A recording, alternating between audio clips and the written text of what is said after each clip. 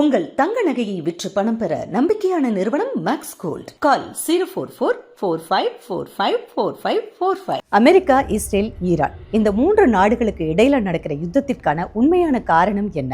ஏன் ஈரான் வளைகுடா நாடுகள் மேல Saudi Arabia, Qatar, Kuwait, Bahrain இந்த நாடுகள் மேல ட்ரோன் மற்றும் ஏவுகணைகளை தாக்கி அங்க இருக்கக்கூடிய அமெரிக்க படைத்தளங்கள் மட்டும் இல்லாம மற்ற முக்கியமான இடங்கள் மேல தாக்குதலை நடத்துறாங்க?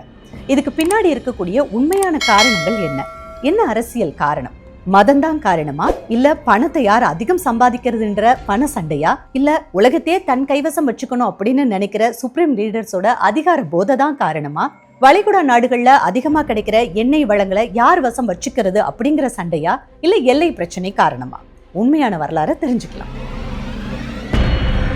மதம் தான் காரணமா அப்படின்னு பார்த்தா, பெரும்பான்மையா அமெரிக்காவில் கிறிஸ்தவர்களும், இஸ்ரேல்ல யூதர்களும், ஈரான்ல இஸ்லாமியர்களும் வசிக்கிறாங்க. இவங்க 3 பேருமே அண்ணன் தம்பிங்க தான். சொல்ல போனா பங்காளி சண்டை நடக்கிறது எப்படின்றத தெரிஞ்சுக்கணும்னா 4000 வருஷத்துக்கு முன்னாடி போகணும். இந்த 3 மதத்தினருக்குமே முன்னோரா பார்க்கிற ஒரே தந்தை ஆபிரகாம். இந்த ஆபிரகாம் கடவுள் ஒருத்தர் தான் அப்படின்னு சொன்னவர்.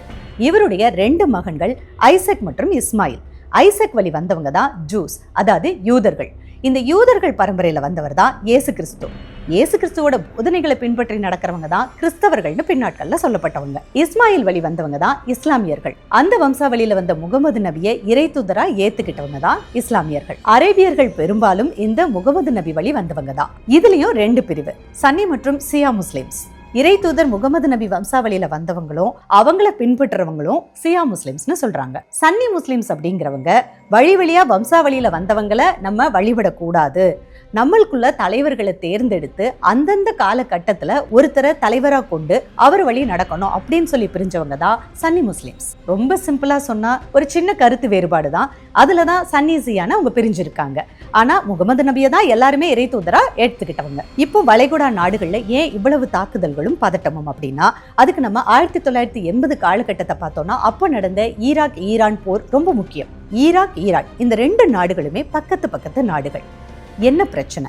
ஈரான் நாட்டு மக்களிடையே ஒரு பெரிய இன போராட்டம் உருவாகுது. அதாவது அந்த நாட்டை ஆண்ட மன்னருக்கு எதிராக அங்க வாழக்கூடிய மக்கள் சியா முஸ்லிம்கள் ரொம்ப முக்கியமா ஒரு இன போராட்டத்தை முன்னெடுக்கிறாங்க.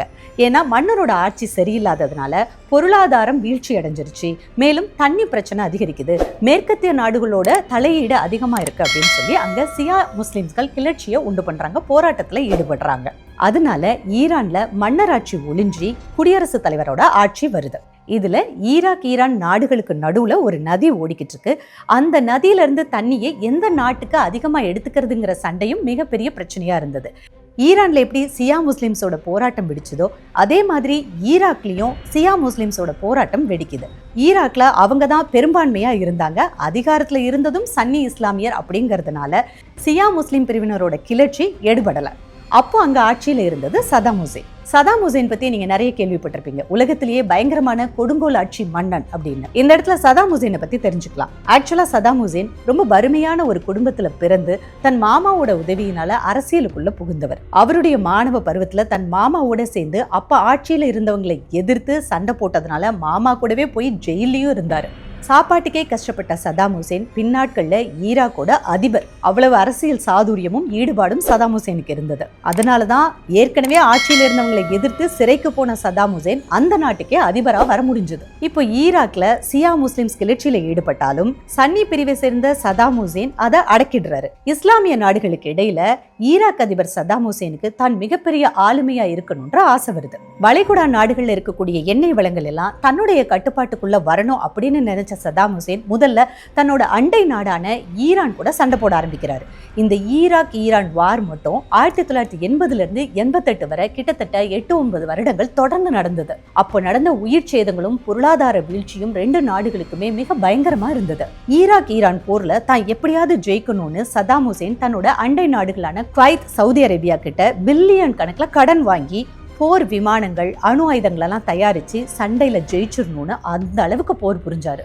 ஆனா இந்த போர்ல யாருமே ஜெயிக்க முடியல. ஆனா பொருளாதார பாதிப்புகள் அதிகமா இருந்ததுனால அந்த போர் தற்காலிகமா நிறைவுக்கு வந்தது. ஆனாலும் சதாம் ஹுசேன் சும்மா இருக்கல.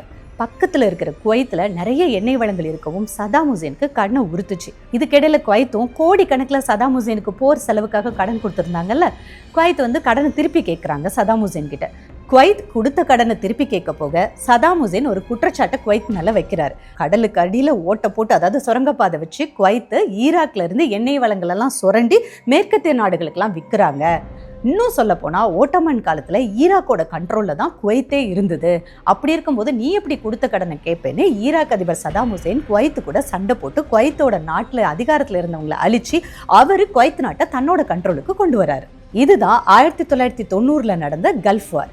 ஈராக் குவைத் அடக்கின இந்த கல்ஃப் வாரை உலக நாடுகள் மிக அதிர்ச்சியில திரும்பி பார்த்துச்சு. அமெரிக்கா சும்மா இருப்பாங்களா?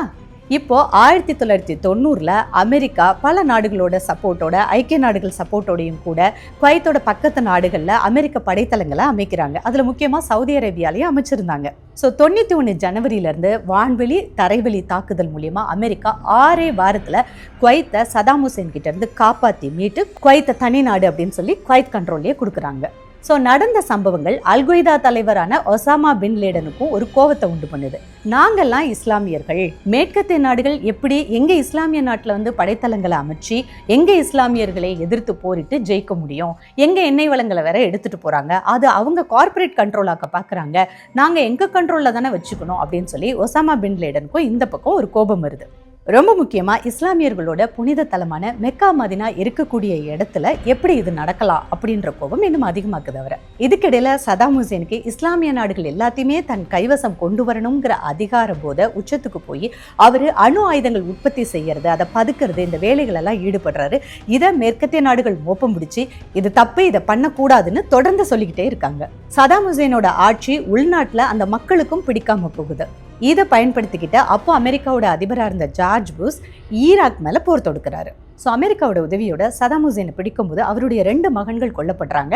சதாம் ஹுசேன் அங்கே இருக்கக்கூடிய நீதிமன்றத்தில் ஒப்படைக்கப்படுறார். அங்கே வழக்கு நடக்கு. வழக்கோட தீர்ப்பு சதாம் ஹுசேனை தூக்கில போடணும் அப்படிங்கிறது. ரொம்ப முக்கியமான குற்றச்சாட்டு அவர் மேலே வைக்கப்பட்டது தன் இனத்தையே அவர் கொன்னு சாச்சிட்டாரு அப்படிங்கிறது தான்.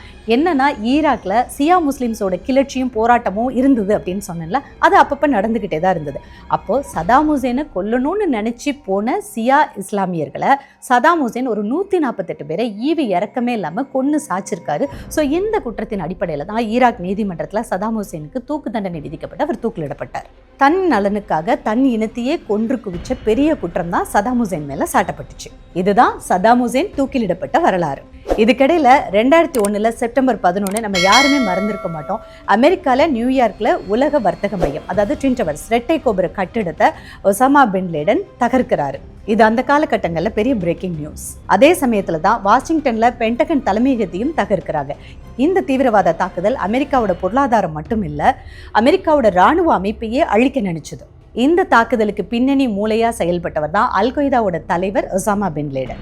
அவர் அமெரிக்காவை தாக்குனதுக்கு முக்கிய காரணமா சொன்னது இது இஸ்லாமியர்களோட புனித போர் அப்படின்றது தான். தங்கள் நாட்டு எண்ணெய் வளங்களை மேற்கத்திய நாடுகள் சுரண்ட நினைக்குது, தங்களோட முக்கியமான புனித தலமான மெக்கா மைனால இஸ்லாமியர் இல்லாத வெளிநாட்டு படைகள் படைத்தளங்களை அமைக்கிறது, அப்புறம் எங்க நாட்டு இஸ்லாமிய நாடு மேல பொருளாதார தடையை விதிச்சது, அதாவது ஈராக் மேல அமெரிக்கா பொருளாதார தடை சதாம் ஹுசேன் ஆட்சியில விதிச்சது, இந்த மாதிரி நிறைய காரணங்களை எடுக்கிறாரு. ஆனா ஒசாமா பின் லேடன் புனித போர் அப்படின்னு சொல்லிட்டு அவர் அந்த நடத்தின போர்ல அவருடைய இனத்தவர்களே நிறைய பேர் சாகடிக்கப்பட்டாங்க, கொல்லப்பட்டாங்க, உயிரிழந்தாங்க. இது எல்லாமே இஸ்லாமியர்கள் புனித போர் அப்படின்னு சொன்னதுக்கு எதிரானதுன்னு இஸ்லாமியர்களே நிறைய பேருக்கு பிடிக்காமையும் இருந்தது. இதுல கோபத்தோட உச்சிக்கு போன அமெரிக்கா பின்னாட்கள்ல ஒசாமா பின் லேடனை பாகிஸ்தான்ல பதுங்கி இருக்கும்போது பிடிச்சு அழிச்சாங்க, கடல்ல தூக்கி போட்டாங்க.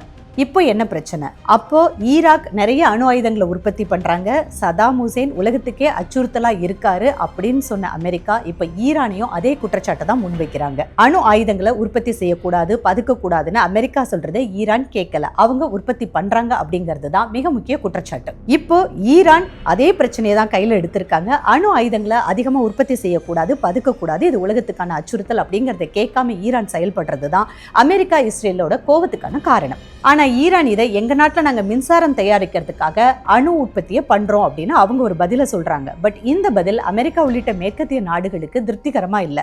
அதனால அதை ஸ்டாப் பண்ணணும்னு சொல்லும் போது அவங்க கேட்காததுனால தான் இப்ப நடக்கிற பிரச்சனைக்கு காரணம்.